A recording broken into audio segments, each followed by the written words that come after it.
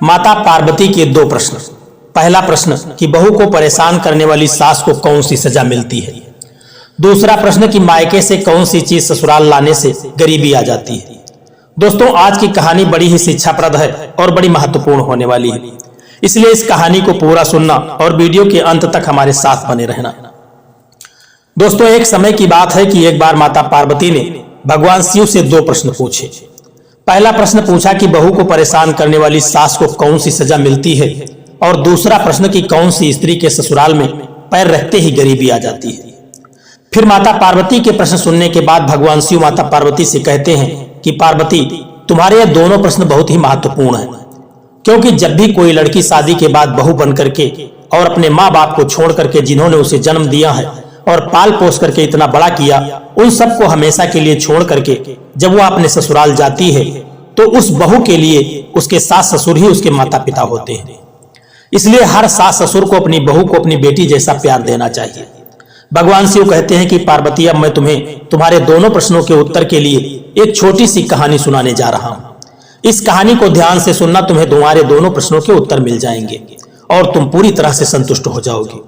भगवान शिव कहते हैं कि पार्वती, एक गांव था। उस गांव में एक बुढ़िया रहती थी। वह बुढ़िया बहुत ही दुष्ट थी। उस बुढ़िया का एक बेटा था और एक बहू थी। बहू बेचारी बड़ी सीधी सादी थी। एक गाल पर यदि चट्टा मारो तो दूसरा गाल वह आगे करने वाली थी, और बेटा भी माँ की हर बात मानने वाला था, आज्ञाकारी था। एक दिन होता क्या है कि उस बुढ़िया का जो बेटा था उसे अपने गांव में काम नहीं मिलता था। गरीबी का हाल था, जमीन कोई ज्यादा थी नहीं जिससे कि बुढ़िया का बेटा उस जमीन में काम करके और कुछ धन कमा सके, जिससे अपने घर का खर्च चला सके। उसे जब गांव में काम नहीं मिलता तो काम की तलाश करने के लिए वह दूसरे गांव जाता है। वहां उसे एक अच्छा सा काम मिल जाता है, लेकिन वह वहां से हर रोज अपने घर आने के लिए समय नहीं मिलता था। सिर्फ साल में एक या दो बार कुछ दिनों के लिए ही उसे छुट्टी मिलती थी। इसलिए वह दूसरे नगर में जा करके काम तो करता था, लेकिन उसे अपनी पत्नी की भी बहुत चिंता रहती थी। इसलिए जब उस बुढ़िया का बेटा अपने घर से काम करने के लिए दूसरे स्थान पर जाता तो जाने से पहले हमेशा अपनी माँ से कहता था कि माँ, मेरी पत्नी का ध्यान रखना, क्योंकि मैं रोजाना यहाँ पर नहीं आ सकता हूँ। फिर बेटे की बात को सुनकर के वह बुढ़िया कहती थी कि हाँ बेटा, तुम बिल्कुल भी चिंता मत करो, मैं तुम्हारी पत्नी का अच्छे से ख्याल रखूंगी, उसे किसी तरह का कोई कष्ट नहीं होने दूंगी। तुम बिल्कुल निश्चिंत होकर के दूसरे गांव काम करने के लिए जा सकते हो। अपनी पत्नी की चिंता बिल्कुल मत करो, उसे मेरे ऊपर छोड़ दो। इस तरह से बुढ़िया अपने बेटे को झूठा दिलासा दे करके और अपने बेटे को काम करने के लिए घर से विदा कर देती थी।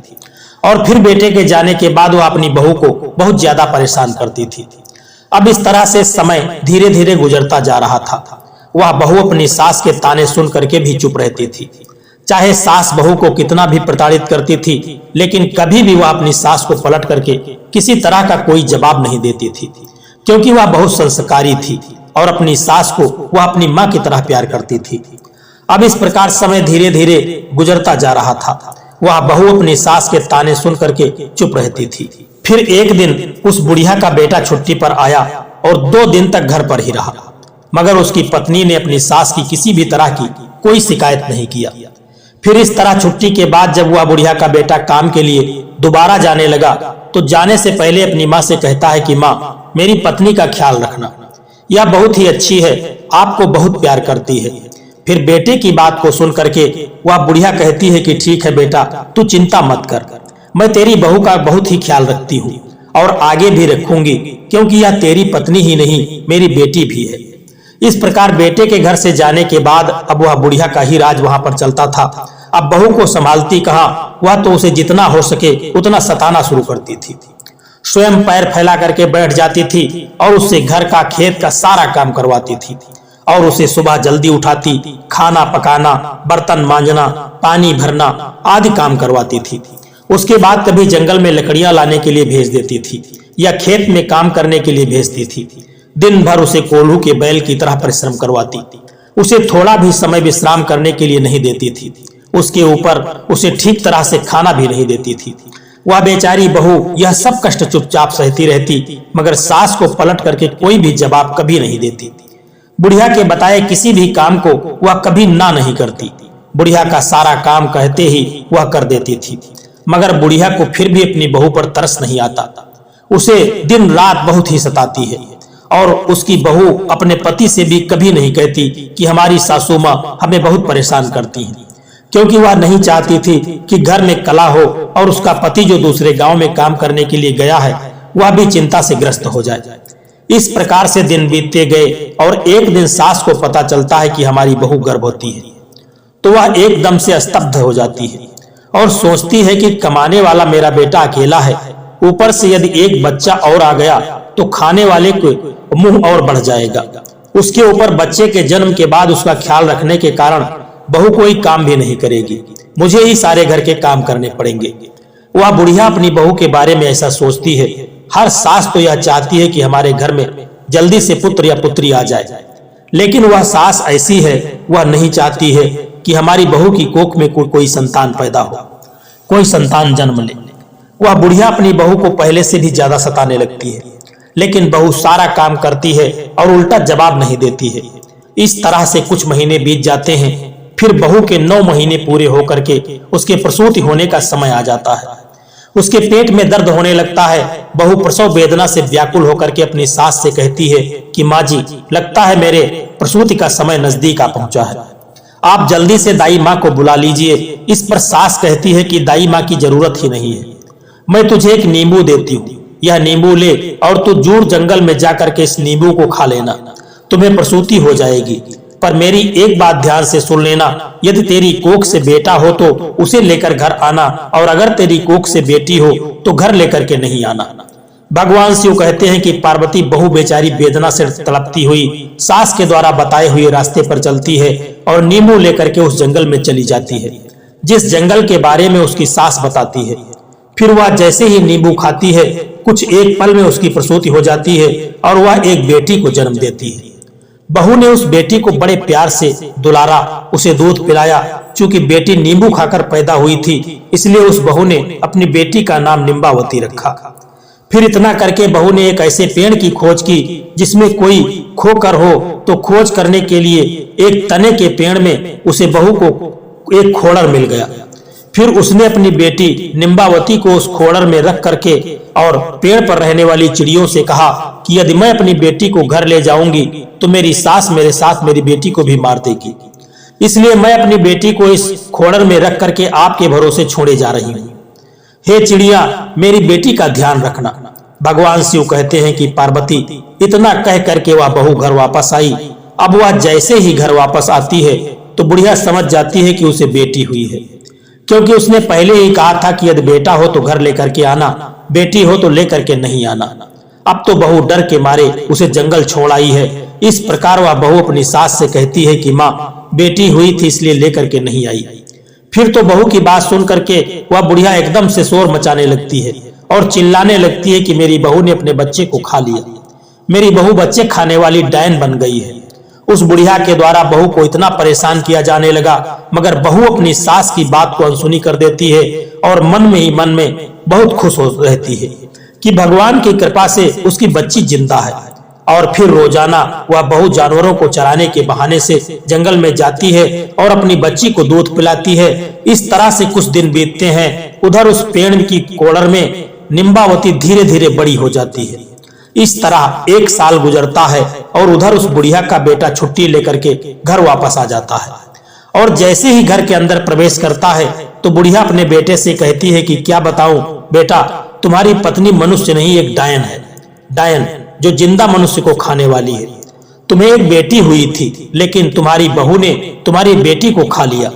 बेटा अपनी माँ के स्वभाव से भली भांति परिचित था। उसने समझ लिया कि जरूर माँ की कोई साजिश है, और फिर उसने अपनी पत्नी से उस बेटा या बेटी के बारे में कुछ भी नहीं पूछा। और उधर बहू ने भी अपने पति से सास के बर्ताव के बारे में कोई शिकायत नहीं की और न कोई बात बताई। वह नहीं चाहती थी कि घर में किसी प्रकार का झगड़ा हो। भगवान शिव कहते हैं कि पार्वती अब कुछ दिन घर रह करके काम के लिए दूसरे गांव चला जाता, और उधर वो बहू दोबारा से गर्भ धारण करती है। और बुढ़िया को जब यह बात मालूम होती है कि मेरी बहू दोबारा गर्भवती हो गई है, फिर तो एकदम से आग बबूला हो जाती है और फिर अपनी बहू को पहले से भी ज्यादा सताने लगती है। दूसरी बार जब 9 महीने पूरे हो जाते हैं, वह बहू को प्रसव वेदना शुरू हो जाती है तो वह सास पहले की तरह ही दाई को बुलाने के लिए कहती है, मगर इस बार भी बुढ़िया दाई को नहीं बुलाती, मगर एक मुट्ठी भर जीरा ला करके अपनी बहू के हाथ में देती है और कहती है कि यह जीरा लेकर के उस जंगल में जाना और इस जीरे को खा लेना, तुम्हें प्रसूति हो जाएगी, मगर एक बात ध्यान में रखना, बेटा हुआ तो लेकर के आना और बेटी हुई तो वही फेंक करके आ जाना। भगवान शिव कहते हैं कि हे पार्वती, इस प्रकार सास के कहने पर बहू एक सुनसान जंगल में फिर जाती है और वहां जा करके जीरा खाती है, जो कुछ ही समय में उसे प्रसूति होती है और वह एक बेटी को जन्म देती है। और बेटी के जन्म लेते ही बहू अपनी बेटी को दुलारती है, दूध पिलाती है, क्योंकि वह बेटी जीरा खाने से पैदा हुई थी, इसलिए अपनी बेटी का नाम जीरावंती रखती है। और फिर पहली बेटी को जहां पर उसने रखा था उसी कोहड़र में जा करके अपनी दूसरी बेटी को भी रख देती है और चिड़ियों को उसका ध्यान रखने के लिए कह करके वो अपने घर को वापस आ जाती है। दोस्तों, उधर बहू के घर पहुंचते ही बुढ़िया पहले से भी ज्यादा जोर जोर से चिल्लाने लगती है और गांव वालों से कहती है कि उसकी बहू ने इस बार भी अपनी बेटी को खाया है। वह तो चुड़ैल है, मगर इस बार भी बहू अपनी सास से चिल्लाने को अनसुना कर देती है। और उधर गांव वाले भी उस बुढ़िया की बात पर ध्यान नहीं देते। भगवान शिव कहते हैं कि पार्वती, अब कुछ दिनों के बाद 1 साल और खत्म होता है, उसका बेटा फिर वापस घर लौटता है, तो बेटे के घर आते ही वह बुढ़िया पहले की तरह अपने बेटे से बहू की चुगली करती है और बेटे से कहती है कि बेटे, इस बार भी तुम्हारी बहू ने एक बेटी को जन्म दिया और उसके जन्म होते ही उसने बेटी को खा लिया। यह डायन है, बहुत बड़ी चुड़ैल है।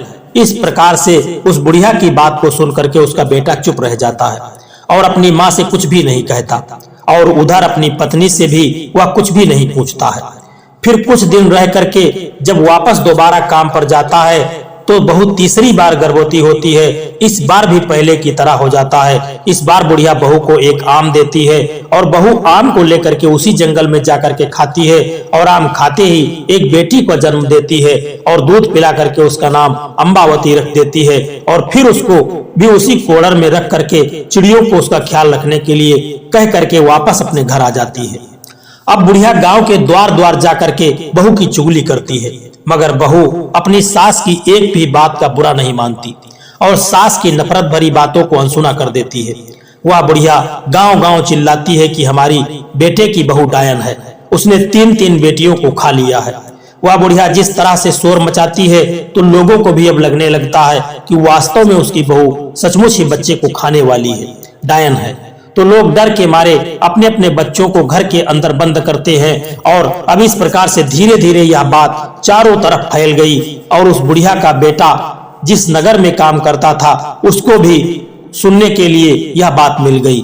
फिर तो उस बुढ़िया का बेटा यह बात सुन करके बहुत ही परेशान हो जाता है और तुरंत ही मालिक से अनुमति लेकर के अपने गांव वापस आ जाता है। उधर बुढ़िया का बेटा गांव आता है और इधर उस राज्य के राजा के कानों तक यह खबर पहुंच जाती है। तो राजा सिपाही भेज करके बुढ़िया को दरबार में बुलाता है और बात की छानबीन करता है। तो बुढ़िया मिर्च मसाला लगा करके राजा से कहती है कि क्या बताऊं महाराज, मेरी बहू बहुत बड़ी डायन है, बच्चे खाने वाली यह चुड़ैल है, उसने मेरी 3 पोतियों को जिंदा ही खा लिया है।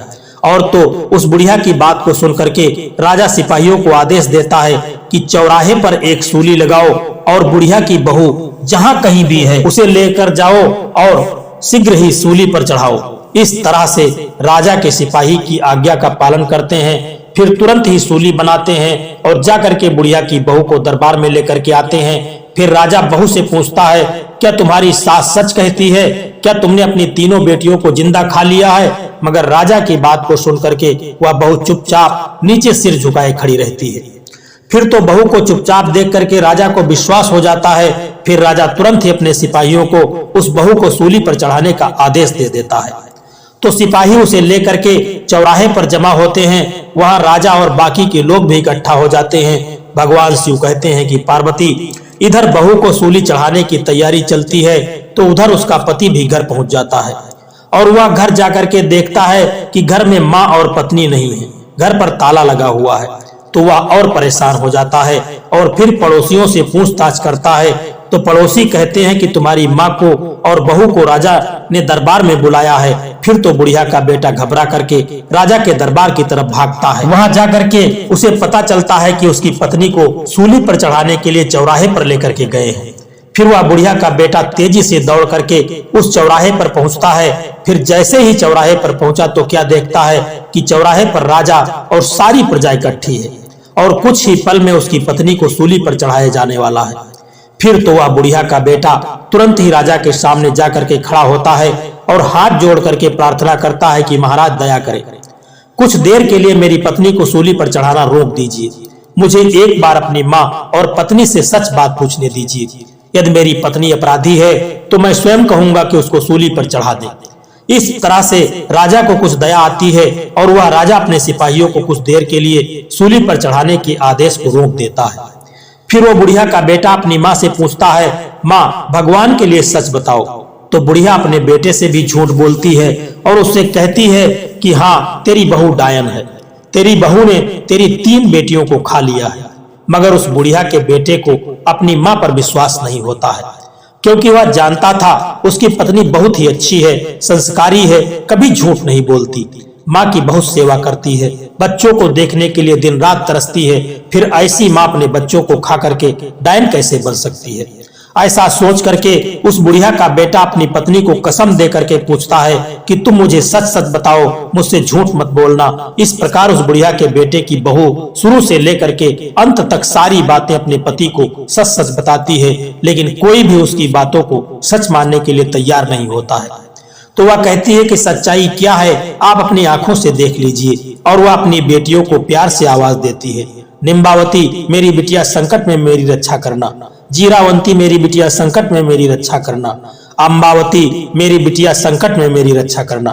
भगवान शिव कहते हैं कि पार्वती जैसे ही उन बहू ने अपनी तीनों बेटियों को याद किया तो बहू के याद करते ही उनकी तीनों बेटियां जंगल से भागी चली आती हैं और अपनी माँ से आकर के चिपक जाती हैं। फिर तो उन 3 बेटियों को देख करके उस बुढ़िया के बेटे को सच का पता चल जाता है। उधर राजा भी समझ जाता है और सारे लोग भी सच्चाई जान लेते हैं। राजा क्रोधित होकर के उस बुढ़िया से पूछता है कि अब तो बुढ़िया बता सच बात क्या है।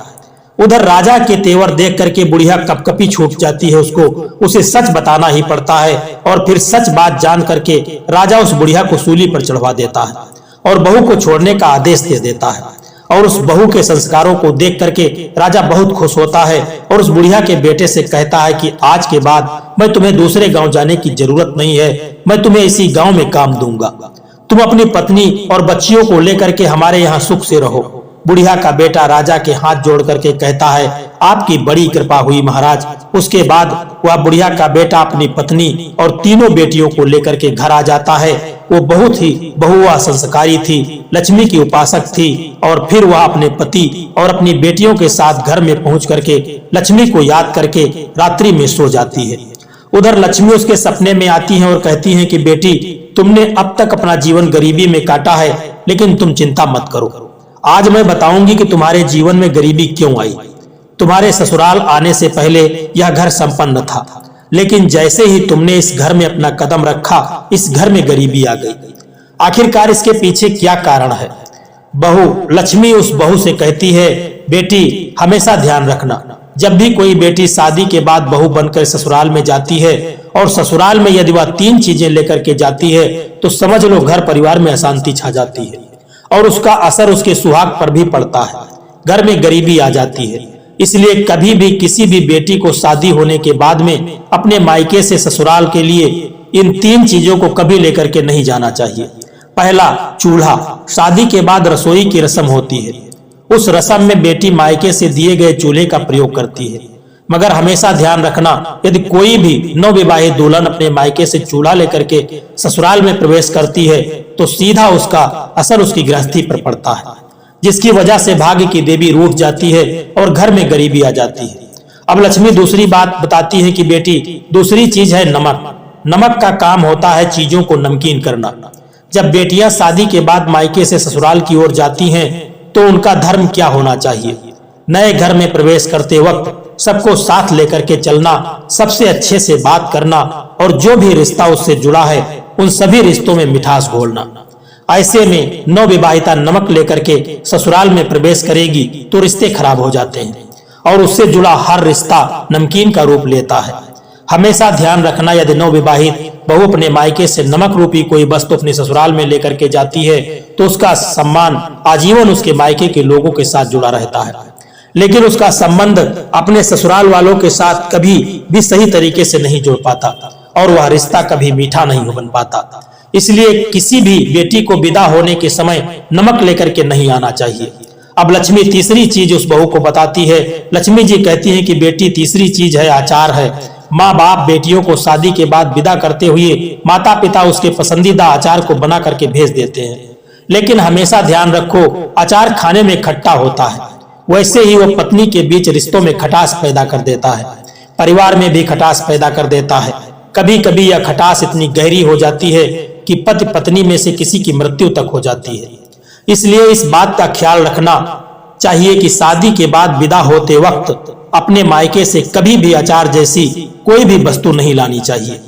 और जब तुम्हारी शादी हुई थी तो तुम्हारे माता पिता ने यह तीनों ही चीजें तुम्हें दी थी, जिसकी वजह से तुम्हारे घर में अशांति रही और तुम्हारे घर में गरीबी आई। तुमसे भाग्य की देवी रूठ गई, लेकिन तुम्हारे संस्कार बहुत अच्छे रहे। तुमने लौट करके कभी भी अपनी सास को कोई जवाब नहीं दिया। तुम्हारी सास ने तुम्हें प्रताड़ित किया, जिनके कर्मों का फल तुम्हारी सास को मिला। और तुम्हारे सुशील स्वभाव के कारण, तुम्हारे संस्कारों की वजह से मैं तुम्हें आशीर्वाद देती हूँ कि आज के बाद कभी भी तुम्हारे घर में गरीबी नहीं रहेगी और तुम दोनों का जीवन पूरी तरह से सुखद हो जाएगा। लक्ष्मी इतनी बात कह करके अंतर्ध्यान हो जाती है।